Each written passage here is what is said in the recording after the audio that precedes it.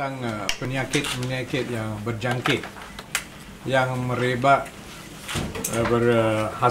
akibat daripada banjir ini. Dan selepas banjir dah habis, memang ada risiko untuk pelbagai jenis penyakit jangkitan, khususnya yang direbak melalui pencemaran air dan makanan. Dan daripada awalnya Kementerian memang sudah siap sedia untuk memantau dan mengawal perkara ini. Dan semasa mangsa-mangsa banjir telah dipindahkan kepada pusat-pusat pemindahan, Kementerian melalui bahagian kesihatan awam telah menghantar pasukan-pasukan kesihatan kepada tiap-tiap pusat pemindahan, di mana mereka sudah mengambil langkah-langkah untuk mengawal dan memastikan bahawa penyakit-penyakit ini tidak merebak. Tapi sekarang selepas mangsa dah pindah kepada rumah mereka atau tempat asal mereka, mereka menghadapi masalah kerana salah satu daripadanya ialah bekalan air bersih. Oleh itu kita memberi nasihat kepada mereka untuk mengamalkan sikap kesihatan yang tinggi, khususnya di dalam penyediaan makanan dan air yang digunakan untuk diminum. Ini mesti digunakan makanan, nasihat supaya makan makanan yang telah dimasak dengan penuhnya. Dan kalau boleh makan selepas sudah dimasak, jangan tunggu 5 jam, 6 jam dan sebagainya. Nombor 2, air yang diminum, kalau ada air bersih macam mineral water ke apa, okey. Kalau tidak, mesti air yang dimasak juga. Kerana saya pun saja sendiri ada nampak perkara ini, di mana mereka menggunakan air bertakung dan air sungai untuk cuci pinggan, cuci mangkuk dan bekas-bekas makanan mereka. Kerana di dalam satu keadaan tidak ada sumber air yang lain. So ini boleh menjadi satu punca supaya penyakit ini merebak. Dan daripada butiran yang kita ada tentang penyakit biasa macam ceret-berit memang ada dilaporkan. Kita boleh nampak ada peningkatan. Dan selain daripada 2 jenis penyakit yang membimbangkan kita ialah penyakit leptospirosis yang merebak melalui bakterianya ada di dalam kencing tikus dan haiwan-haiwan yang sejenis dengannya. Dan lepas itu mencemari air atau mencemari makanan, dan melalui itu ia boleh merebak. Dan jumlah mereka yang telah disyaki sampai semalam ialah 753 kes di seluruh negeri-negeri itu. Dan daripadanya 126 telah disahkan, bermaksud pemeriksaan darah yang dilakukan di atas mereka telah membuktikan sebenar-benarnya mereka mendapat leptospirosis. So mereka semua ini telah diberi rawatan di beberapa hospital di dalam kawasan ini. Yang paling tinggi ialah di negeri Kelantan, sampai sekarang 62 kes. Selain daripada itu, penyakit yang lain ialah yang dipanggil melioidosis, yang punca daripada spor yang ada di dalam tanah.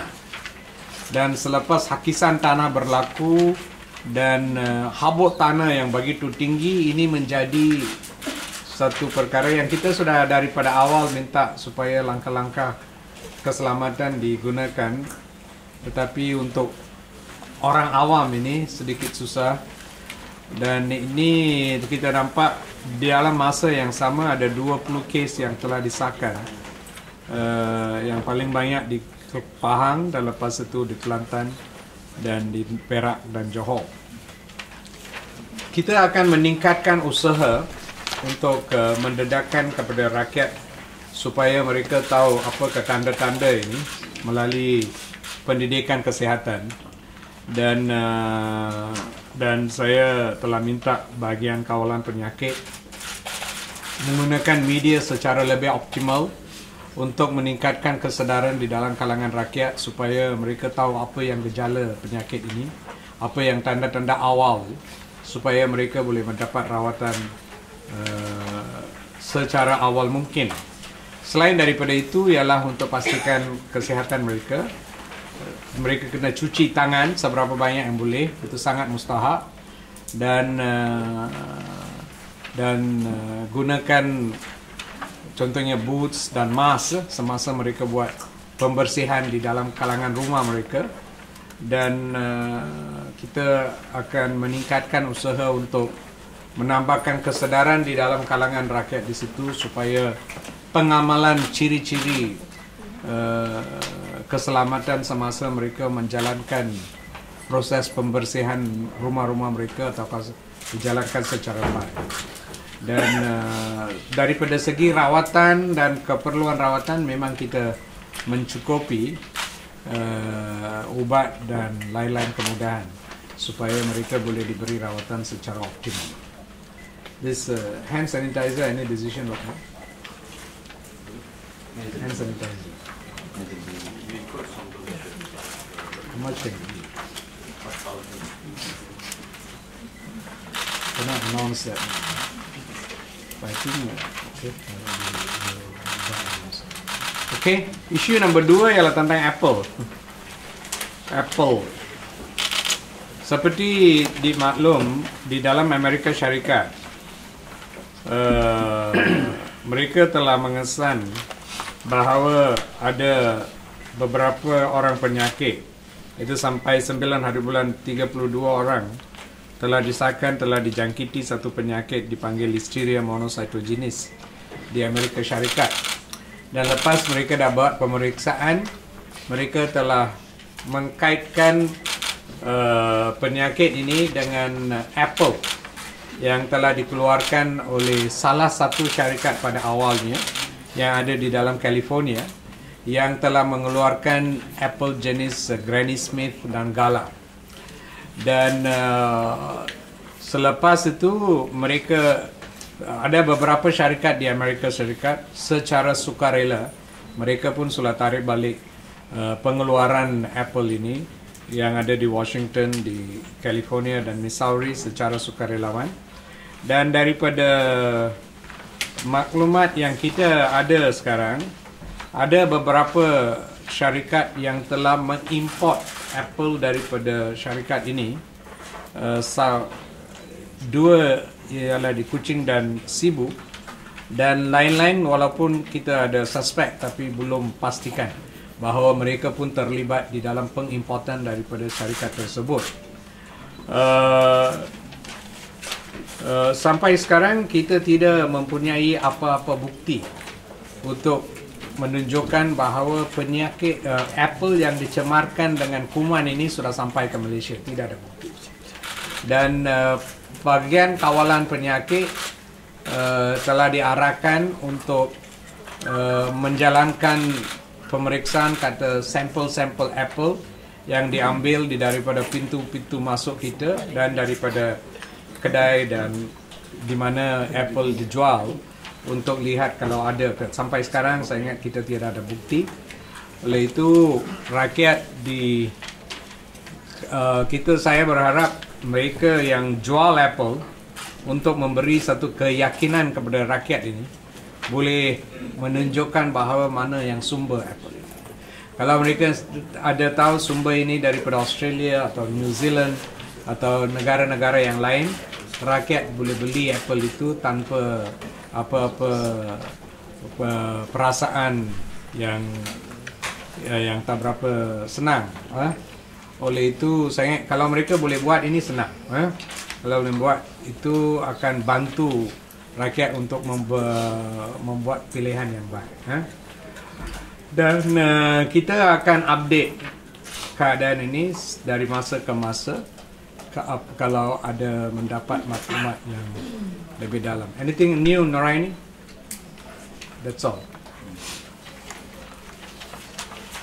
Okay, ada apa-apa soalan?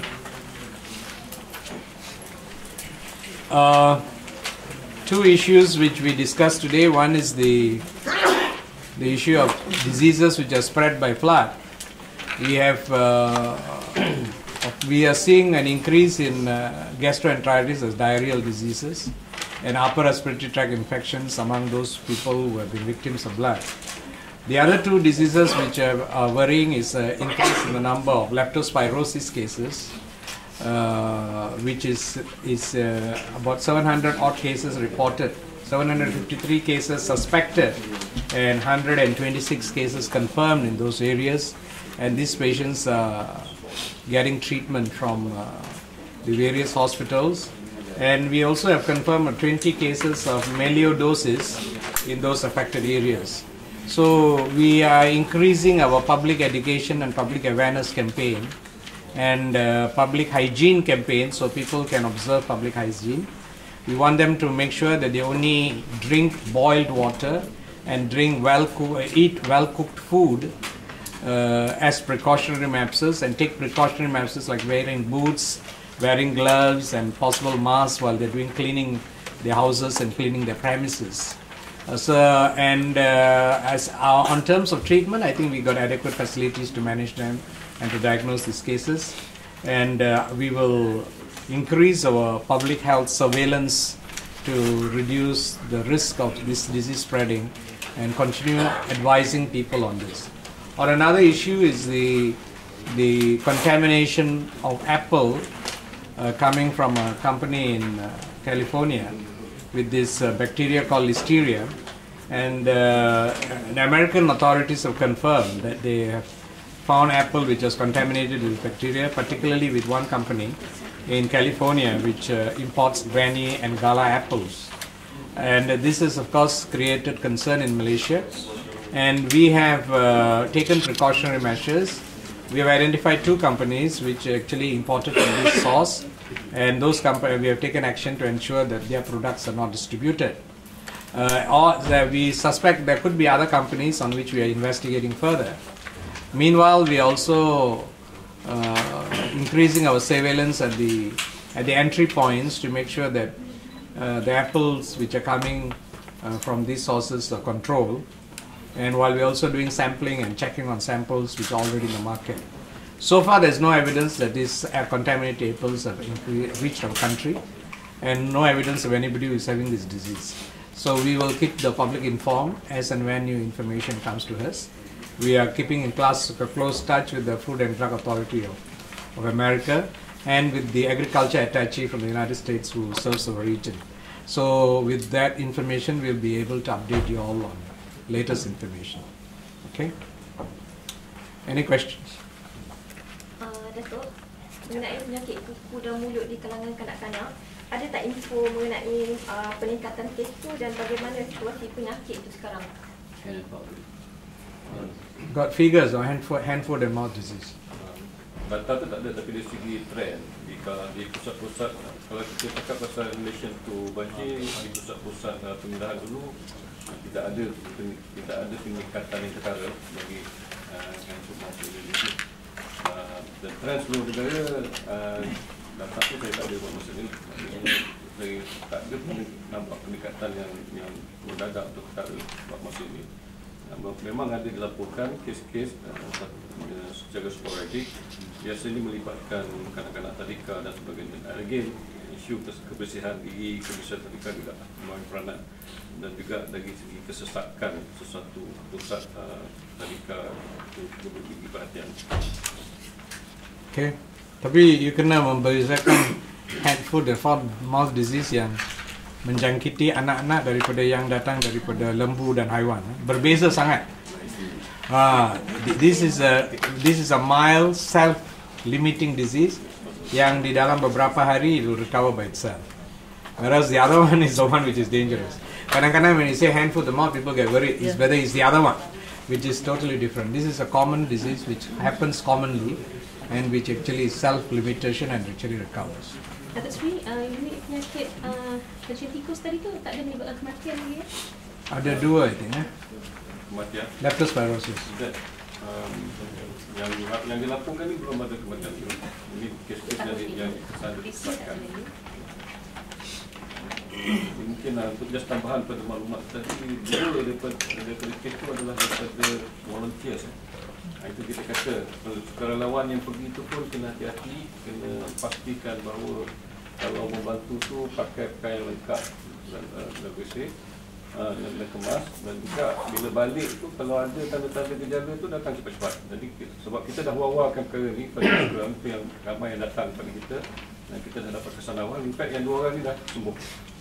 Totally completely treated. Jadi kalau kita kesan awal, insya-Allah tak ada masalah. Ada sedikit pasal isu Apple tadi yang dua disaki di Sibu dan Kuching. Bila tu Datuk Seri? Syarikat itu, when did we issue the closure order? I mean the sealing order? Confiscated. Not confiscate. We told them not to distribute.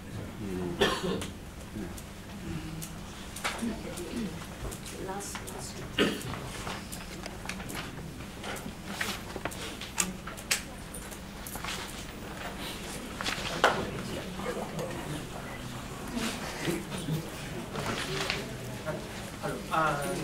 Bila selepas kita dah terima maklumat itu, lepas 2 hari selepas itu, 2 days lepas itu kita dah buat. Nanti hari bulan kita akan bagi. Ada apa-apa lain? Tadi case yang volunteer jangkit itu dia lah apa penyakit? Leptospirosis. Same vein as the diseases, have you seen anybody in the areas of, say, Kelantan, the orang asli people, because they apparently don't have access to medical facilities? No, our health teams cover everywhere. There is no area in Kelantan which is not covered by us. And we have an hospital, isn't it? The mobile teams. No, in Kelantan. Orang asli. No. Yeah. But our clinics, there is no area in which they don't reach. So even the most remotest Felda, we got a clinic desa. So it's very unlikely there's any orang asli. If at all orang, we actually have got mobile teams which go in to check them. We also have flying doctors going to. So that is a continuous thing. So it's very unlikely we will not be able to pick them up unless they are somewhere in the middle of a jungle all by themselves. That of course makes it difficult, right? Okay, next. Anything? Okay, nanti I just take bahasa Tamil. Okay. வெள்ளத்தில் பாதிக்கப்பட்ட இடங்களில் இப்போ வந்து தூய்மை செய்யக்கூடிய வேலை வந்து தொடங்கி கொண்டிருக்கின்றது. இதில் ஒரு சுகாதார அடிப்படையிலே வந்து இப்போ சில நோய்கள் வந்து பரவக்கூடிய ஆபத்து வந்து கொஞ்சம் கூடுதலாக இருக்கின்றது. குறிப்பாக குடிநீர் மூலமாக பரவக்கூடிய நோய்கள் வந்து கொஞ்சம் அதிகரித்து கொண்டு வருகின்றது. இந்த பாதிக்கப்பட்ட இடங்களிலே லெப்டோஸ்பைரோசிஸ் என்று கூறக்கூடிய முதல்ல வந்து எலியின் சிறுநீரிலிருந்து பரவக்கூடிய நோய் வந்து இப்போ பரவி இப்போ ஏறக்குறைய 126 பேருக்கு வந்து அந்த நோய் வந்து உறுதிப்பட்டிருக்கின்றது. ஏறக்குறைய 700 பேருக்கு இது இருக்கலாம் என்று சந்தேகப்படுகின்றோம். ஆனால் அவங்களுக்கு வந்து இரத்த பரிசோதனை செய்து கொண்டிருக்கின்றோம். அதை தவிர வந்து இன்னும் 20 பேருக்கு வந்து மெலியோடோசிஸ் என்ற ஒரு நோயும் பரவி இருக்கின்றது.